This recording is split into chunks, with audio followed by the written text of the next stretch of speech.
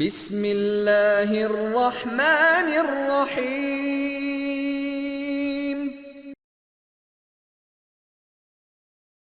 আর এক শ্রেণীর মানুষ আছে যারা পীরেরও পূজা করে না, গাছেরও পূজা করে না, মূর্তিরও করে না, আর কবরেরও করে না, করে আবার অন্য জিনিসের।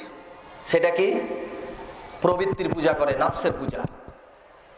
এক শ্রেণীর মানুষ আছে, এক শ্রেণী শুধু না, মুসলমান আমরা আকসার মুসলমান, অধিকাংশই মুসলমান এখন প্রবৃত্তির পূজারী, নাফসের পূজারী। আমি এক ভাইকে বলছি, ভাই বাম হাতে কেন চা খান? চাটা ডান হাতে খান, বাম হাতে তো শয়তান খায়। আল্লাহ নবী বলেন নাই যে বাম হাতে শয়তান খায়? তো আমাকে বলছে, হুজুর আমার বাপের টাকা দিয়ে চা খাবো, তাতে আপনার কি আর কারো কি? আমি বাম হাতে খাই আর ডান হাতে খাই, এটা আমার ব্যাপার। এখন শরীয়ত ধরিয়ে দেওয়ার পরেও যে ব্যক্তি শরীয়ত না মেনে বলে যেটা আমার ব্যাপার, সে কিসের পূজারী?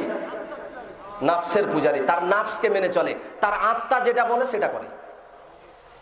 আমি বললাম যে সাদা দাড়ি রেখে দেওয়াটা নবীর আদর্শ নয়। আল্লাহ রাসূল সাল্লাল্লাহু আলাইহি ওয়াসাল্লাম বলেছেন, দাড়ি যখন সাদা হয়ে যাবে তখন দাড়িকে কালো রং ছাড়া যে কোনো রং দিয়ে পাল্টে ফেলো, এটা রাসূল সাল্লাল্লাহু আলাইহি ওয়াসাল্লামের নির্দেশ। এখন আমার চাচা বলছেন যে বাবা সাদা রাখলে সমস্যাটা কি? সাদা আছে থাক, এটাই তো আমাকে ভালো লাগছে। আচ্ছা, আমি হাদিস ধরিয়ে দিলাম, নবী বলছেন তাগাইয়ারু সুরা, চুলগুলি, দাড়িগুলি, মাথার চুলগুলি পাল্টিয়ে দাও, কালার করো, তবে ওয়াজতানিবুস সাওদা, কালো রং থেকে বাঁচিও। কালো দেওয়া যাবে না, এই যে মাথার চুলে কালো রং করতে পারবেন না, দাড়িতে কালো রং করতে পারবেন না। তো উনি পাল্টা আমাকে বলছেন যে আমার যেটা আছে সেটাই ঠিক, ও হাদিস টাদিস মানি না। এই ব্যক্তি কিসের পূজারী? নাফসের পূজারী, আত্মার পূজারী। এখন সমাজের মানুষ অধিকাংশ হলো নাফসের পূজারী। টাকনুর নিচে প্যান্টটা পরে আছেন, এটা হারাম। মাসফালা মিনাল ইজারি মিনাল কাবাইনি ফিন্নার, টাকনুর নিচে যে পরিমাণ পোশাক গেছে জাহান্নামের আগুনে সেই পরিমাণ জ্বলবে। সে বলতেছে আমাকে এটাই ভালো লাগতেছে, আমি এটাই করতেছি। কিসের পূজারী? আল্লাহ বলছেন কোরআনে, কুল আরাইতা, সূরা ফুরকান 43 নম্বর আয়াত, কুল আরাইতা মানিত্তাখাযা ইলাহাহু হাওয়া। হে মুহাম্মদ সাল্লাল্লাহু আলাইহি ওয়াসাল্লাম, আপনি কি ওই লোকগুলিকে দেখেছেন যারা তাদের হাওয়া, প্রবৃত্তির অনুসরণ করে, তাদের মন যেদিকে চাই সেদিকে কথা বলে? কি মানুষের এরকম বলছে না? মানুষকে যখন বলছি ভাই এটা ঠিক না, তখন বলছে ঠিক বেঠিক বাদ দেন, আমার মনে যা লাগে আমি তাই করব। তো যারা বলে আমার মনে যা লাগে তা করব, যারা বলে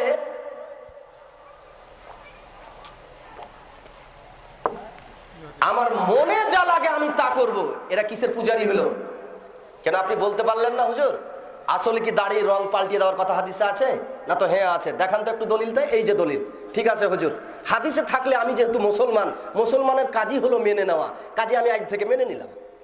হুজুর টাকনু নিচে প্যান্ট গেলে কি আসলে জাহান্নামে জ্বলবে? হাদিসে আছে? জি আছে। কই হাদিস? এই যে হাদিস। তাই তাহলে আমি তো মেনে নিলাম, এর নাম মুসলমান।